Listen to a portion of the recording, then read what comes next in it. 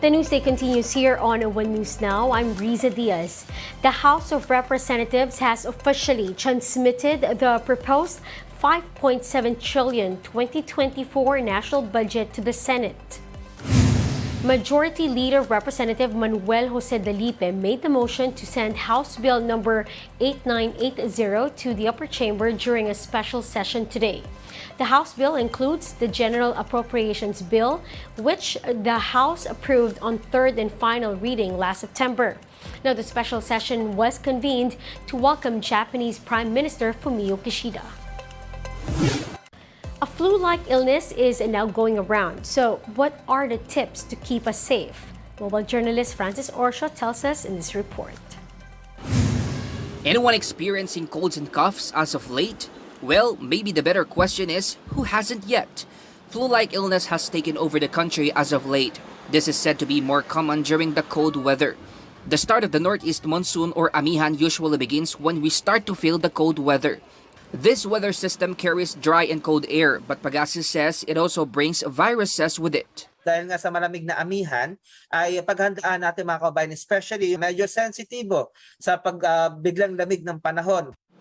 With flu season seemingly upon the country once more, over 114,000 cases of influenza-like illness have been recorded nationwide, according to the Health Department.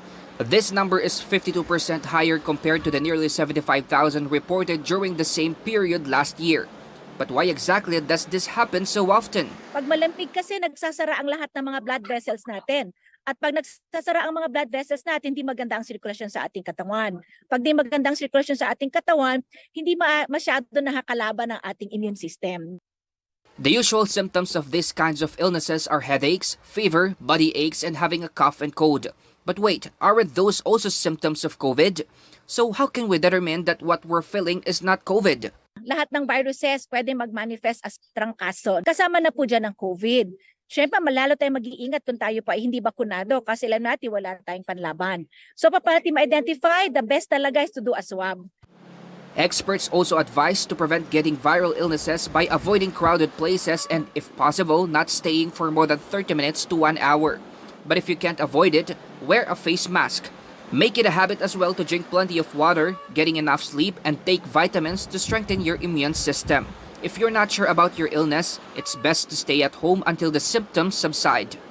So to have a happier celebration during this holiday season, it's best to take care of one's immune system. Mobile journalist Francis Orsho, we are One News. We'll be back with more stories after the break. Keep it here on One News.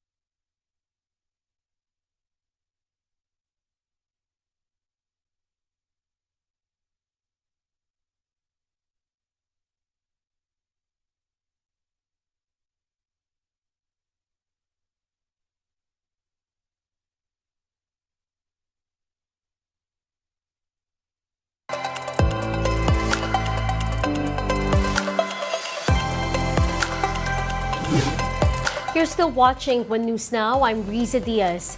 The Philippines factory output hits a 7-month high in October. According to S&P Global's Manufacturing Purchasing Index, or PMI, the country's factory activity rose to 52.4% last month from 50.6% in September. This is the fastest upturn in 7 months and also the second straight month of improvement in operating conditions. S&P Global attributes the increase to new clients and improved demand conditions of manufacturing firms in October. PMI is based on a survey of around 400 manufacturers, which covers several factors, including output and stocks of purchases. Let's now take a quick look at top stories that we are watching.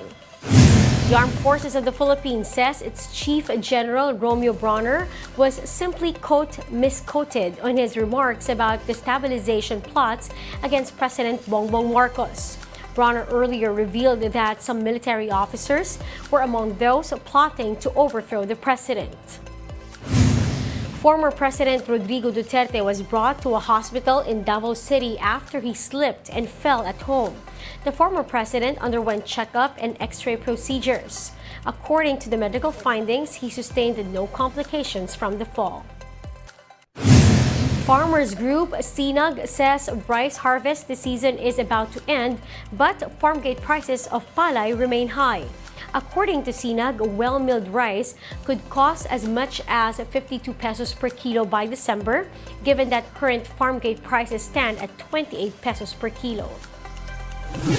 And those are the top stories of the hour. Join us later at 4:30 in the afternoon as we continue to monitor the day's biggest stories. I'm Riza Diaz.